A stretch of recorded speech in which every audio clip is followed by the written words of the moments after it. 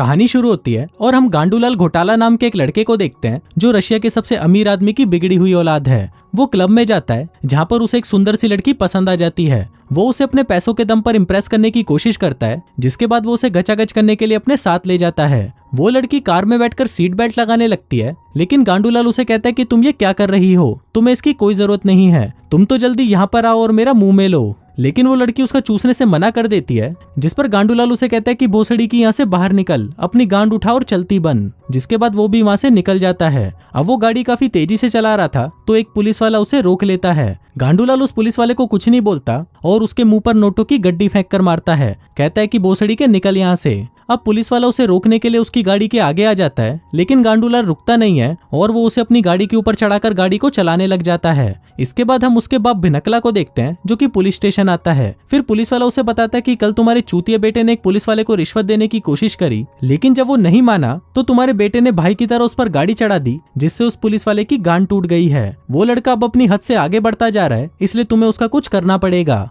वहीं लॉकअप में हम गांडूलाल को देखते हैं जो कि मस्त वहां पर लेटा हुआ चिल मार रहा था। वो कहता है कि भोसड़ी वालों मेरे लिए दारू लेकर आओ और मैं यहाँ पर बहुत बोर हो रहा हूँ, तो किसी छिनाल को यहाँ पर मेरा चूसने के लिए भेजो। फिर भिनकला उसे छुड़ाकर बाहर ले आता है और उसे डांटने लगता है, लेकिन गांडूलाल को उसकी बात से घंटा फर्क नहीं पड़ता, क्योंकि वो भी जानता था कि वो इकलौता है और उसका बाप उसकी झांट भी नहीं उखाड़ सकता। वहीं दूसरी तरफ हम एक डांस शो देखते हैं जिसकी डायरेक्टर होती है गंगूबाई। भिनकला उसके पास जाता है और उसे कहता है कि मैं बहुत परेशान हूँ, प्लीज तुम मेरी हेल्प करो। जिसके बाद वो दोनों हुतमारी के पास जाते हैं जो कि हॉरर फिल्म का डायरेक्टर होता है। फिर भिनकला उसे अपने बेटे के बारे में बताता है और कहता है कि उस भोसड़ी वाले को मुझे कैसे भी सुधारना है जिससे वो सबकी इज्जत करने लगे। इसके बाद वो सभी मिलकर एक प्लान बनाते हैं और उसी रात हम देखते हैं कि एक कबाड़ी वाला गांडूलाल की लग्जरी कार लेकर वहां से जा रहा होता है। गांडूलाल भागकर उसका पीछा करने लगता है, लेकिन तभी एक बेहोशी का तीर आकर उसकी गर्दन पर लगता है और वो वहीं पर बेहोश हो जाता है। फिर अगले दिन मुट्ठल मलेरिया नाम का एक आदमी उसके मुंह पर पानी डालकर उसे उठाता है और कहता है कि भोसड़ी के मालिक ने तुझे उनका घोड़ा तैयार करने को कहा था, क्या तूने किया? तभी गांडूलाल अपने आसपास की जगह और अपने कपड़ों को देखता है और सोचता है कि बहनचोद ये क्या है, शायद कल रात मैंने कुछ ज्यादा ही पी ली थी। वो अपने फोन को ढूंढने लगता है और कहता है कि मुझे एक कॉल करना है, लेकिन तभी वहां पर एक आदमी आता है जो उसे गालियां देते हुए उठाकर बाहर फेंकता है। गांडूलाल उसे कहता है कि भोसड़ी की अपनी औकात में रहे, नहीं तो तुझे बहुत पछताना पड़ेगा। वो आदमी कहता है कि कल रात मैंने तुम्हें घोड़ा तैयार करने को कहा था। गांडूलाल कहता है कि तुमने कब कहा, और मैंने तो तुम्हें आज पहली बार देखा है। तभी वहां पर उस गांव का मालिक आता है और अपने बेटे लवड़ासुर को गांडूलाल की गलती के लिए उसे सजा देने को कहता है, जिसके बाद उसकी पीठ पर कोड़े बरसाए जाते हैं। फिर मालिक उससे कहता है कि मेरी चाय खत्म होने से पहले मुझे मेरा घोड़ा तैयार चाहिए। फिर वहां पर मुट्ठल मलेरिया आता है और उसे उठाकर घोड़ों के पास ले जाता है। गांडूलाल कहता है कि मुझे बस एक फोन करने दे, और अगर उसके बाद मैंने इन सभी की गांड में बम्बू नहीं डलवाए तो मेरा नाम भी गांडूलाल नहीं। मुट्ठल मलेरिया कहता है कि तू जो भी बोल रहा है मुझे कुछ समझ नहीं आ रहा। इसके बाद गांडूलाल वहां से भागने लगता है और सभी से कहता है कि जल्दी से पुलिस को फोन करो, लेकिन वहां के लोगों को घंटा नहीं पता होता कि पुलिस क्या होती है। फिर मुट्ठल मलेरिया उसे पहनने के लिए कपड़े देता है, लेकिन गांडूलाल उसे कहता है कि अबे चूतिया मेरे कपड़े कहाँ हैं, मेरी जीन्स, मेरी जैकेट और मेरे जूते, और यहाँ पर ये सभी लोग कैसे रह रहे हैं, इन सबके मोबाइल कहाँ पर हैं, ये 21वीं सदी है और ये लोग कैसे झाइलों की तरह जी रहे हैं। मुट्ठल मलेरिया कहता है कि नहीं, ये सन 1860 है। इसके बाद उसे पकड़ लिया जाता है और उसे बाकी कैदियों के साथ फांसी लगाने के लिए ले जाया जाता है। गांडूलाल को लगता है कि शायद वो कोई सपना देख रहा है और ये जो भी हो रहा है ये सब सच नहीं है, लेकिन जैसे ही उसके गले के फंदे को टाइट किया जाता है तो उसकी गांड फट जाती है और वो समझ जाता है कि ये सपना नहीं बल्कि सच में हो रहा है। तभी वहां पर एक खूबसूरत सी लड़की रोजमेरी मार्लो आती है जो कि इस गांव के मालिक की बेटी होती है और लवड़ासुर की बहन होती है। वो अपने बाप से कहती है कि पिताजी कम से कम आज तो ये सब मत करो, आज मेरा जन्मदिन है और मैं नहीं चाहती कि आज के दिन किसी को भी मारा जाए। अब उनकी फांसी कैंसिल कर दी जाती है, जिसके बाद मुट्ठल मलेरिया रोजमेरी मार्लो के पैरों में गिरकर उन्हें थैंक यू बोलता है, लेकिन वहां पर गांडूलाल सिर्फ उसे घूरता रहता है और वो उसे कुछ नहीं कहता। वहीं ऊपर आसमान में हम एक बाज को देखते हैं जो कि बाज नहीं बल्कि एक ड्रोन होता है जिससे पूरे गांव पर नजर रखी जा रही थी। दरअसल गांडूलाल कभी भी पास्ट में गया ही नहीं था, बल्कि ये सब उसके बाप ने उसको सबक सिखाने के लिए किया था। उसने गांव का एक सेट तैयार करवाया है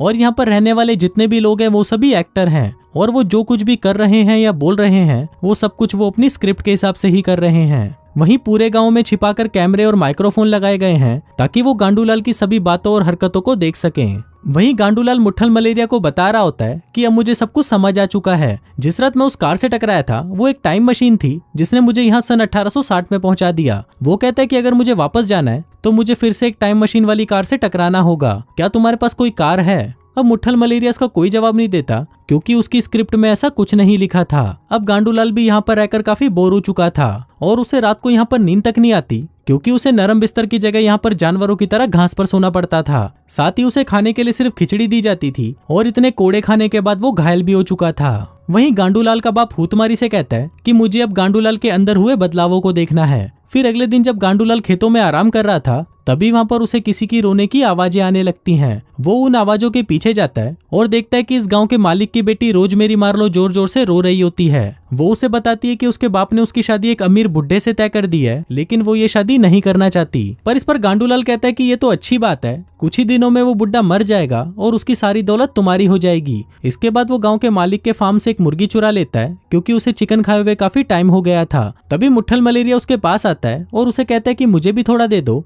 जिस पर गांडूलाल उसे बोलता है चल भोसड़ी के, और बताता है कि मैंने तो इसे पूरा खत्म कर दिया। अगले सीन में हम कुछ लोगों को देखते हैं जिनसे पूछताछ की जा रही थी कि फार्म से मुर्गी किसने चुराई, और इस दौरान किसी भी आदमी को चुनकर उसे कोड़े मारे जाएंगे जब तक कि वो असली चोर का नाम ना बता दे। अब सबसे पहले मुट्ठल मलेरिया को चुना जाता है और उसे दबाकर कोड़े मारे जाते हैं। लेकिन वहीं गांडूलाल ये सब देख रहा होता है, लेकिन उसे कोई फर्क नहीं पड़ता क्योंकि उसके मन में किसी के लिए भी रहम नहीं था। इसके बाद मुट्ठल मलेरिया अपने घाव गांडूलाल को दिखाने आता है जो कि उसकी पीठ पर मेकअप आर्टिस्ट ने बनाए थे।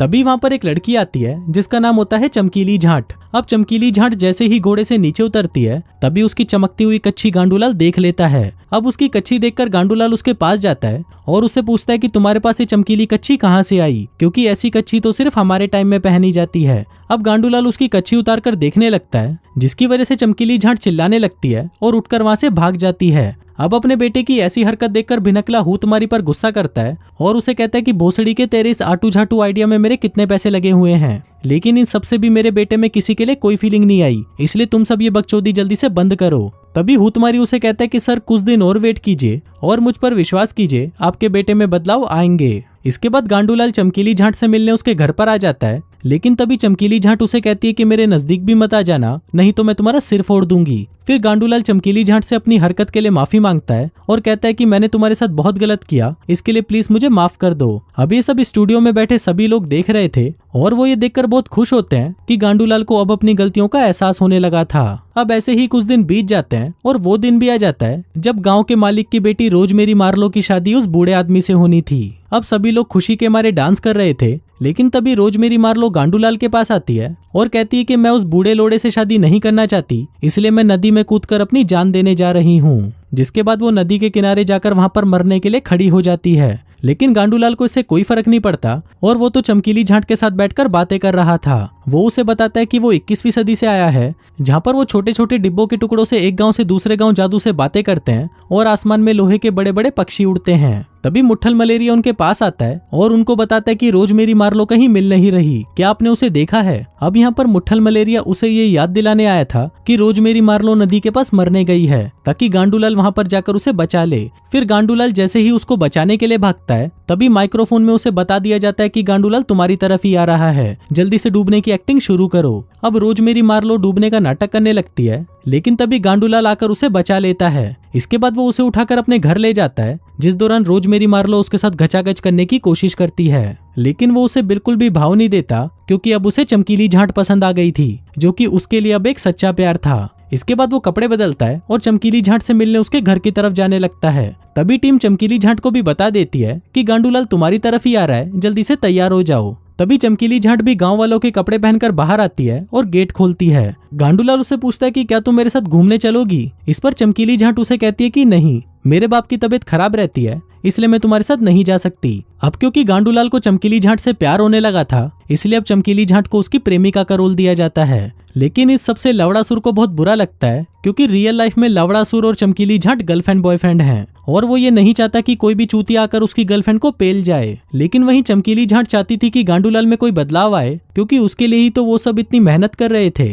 अब चमकीली झांट और गांडूलाल साथ में टाइम स्पेंड करने लगते हैं, वो घूमते फिरते हैं और साथ में काफी एंजॉय करते हैं, जिस वजह से वो दोनों ही एक दूसरे की तरफ अट्रैक्ट होने लगते हैं। वहीं हम लवड़ासुर को देखते हैं जो कि रोजमेरी मार्लो के साथ बैठकर चाय पी रहा होता है। वो काफी गुस्सा था क्योंकि उसने बहुत टाइम से किसी के साथ भी घचाघच नहीं किया था। तभी उन दोनों को एक आइडिया आता है और वो अपनी ठरक मिटाने के लिए एक अस्तबल में जाकर घचाघच करने लगते हैं। वहीं गांडूलाल और चमकीली झाट भी वहाँ से गुजर रहे होते हैं और तभी वो देखते हैं कि बहनचोद ये क्या हो रहा है। वो अंदर आते हैं और देखते हैं कि लवड़ासुर और रोजमेरी मार्लो आपस में दबा दबा कर घचाघच कर रहे होते हैं। अब इन दोनों को इस तरह देखकर चमकीली झाट गुस्से में वहाँ से चली जाती है क्योंकि लवड़ासुर उसका बॉयफ्रेंड था। इसके बाद उन दोनों को बाहर बुलाया जाता है और फिर डायरेक्टर उनको कहता है कि बहन के घोड़ों, तुम दोनों को थोड़ी सी भी शर्म नहीं आई कि सेट पर तुम दोनों भाई बहन बने हुए हो। अब तुम दोनों अपनी गांड उठाओ और निकलो यहाँ से। जिसके बाद उन दोनों को वहाँ से निकाल दिया जाता है। फिर उसी रात गांडूलाल और चमकीली झाट आपस में बातें कर रहे होते हैं, जिस दौरान वो दोनों एक दूसरे को चूसने लग जाते हैं। वहीं रोजमेरी मार्लो वहां से निकलने के बाद न्यूज चैनल वालों के पास जाती है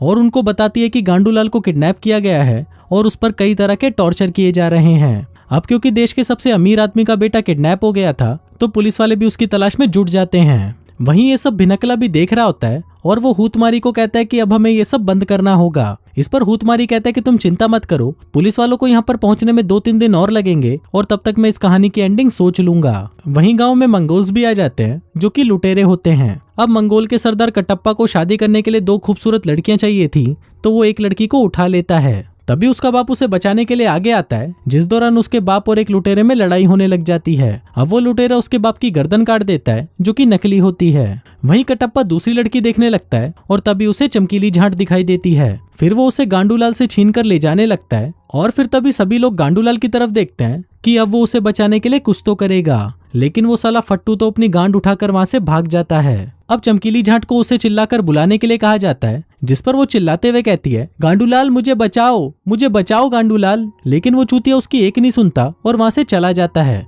वहीं सेट पर सभी लोग परेशान हो जाते हैं कि अब वो लोग क्या करेंगे, क्योंकि उन्होंने तो ऐसा सोचा ही नहीं था कि गांडूलाल वहां से भाग जाएगा। तभी गांडूलाल उस घोड़े के पास जाता है जिसकी वो देखभाल किया करता था। फिर वो उस घोड़े को बाहर निकालता है और वापस आ जाता है। वहीं वो लोग भी जल्दी से तैयार हो जाते हैं, जिसके बाद गांडूलाल 2 मंगोलियों को मारकर चमकीली झाट को लेकर वहां से चला जाता है। इसी दौरान गांडूलाल को ढूंढते हुए पुलिस वाले भी उस गांव में पहुंच जाते हैं, लेकिन वहां पर उन्हें गांडूलाल नहीं मिलता। पुलिस वाले उससे पूछते हैं कि तुम लोग यहाँ पर क्या कर रहे हो, जिस पर वो बताते हैं कि यहाँ पर हमारी मूवी की शूटिंग चल रही है, जो कि किसी भी तरह का क्राइम नहीं था, तो पुलिस वालों को वहां से जाना पड़ता है। वहीं गांडूलाल और चमकीली झाट भागते भागते एक पेट्रोल पंप पर पहुंच जाते हैं, जिसको देखकर गांडूलाल हैरान हो जाता है कि वो सन 1860 से प्रेजेंट में कैसे आ गया। तभी पीछे से एक आदमी उस पर बेहोशी का इंजेक्शन फायर करता है, जिससे वो वहीं पर बेहोश हो जाता है। फिर कुछ देर बाद जब उसे होश आता है तो उसका बाप उसे बताता है कि उसका एक्सीडेंट हुआ था और वो पिछले 6 महीनों से कोमा में था, इसलिए उसे कुछ भी याद नहीं है। अब इस सबसे गांडूलाल में बहुत सारे बदलाव आ चुके थे, जिसके बाद जब वो क्लब में जाता है तो उसे कुछ भी पहले जैसा नहीं लगता।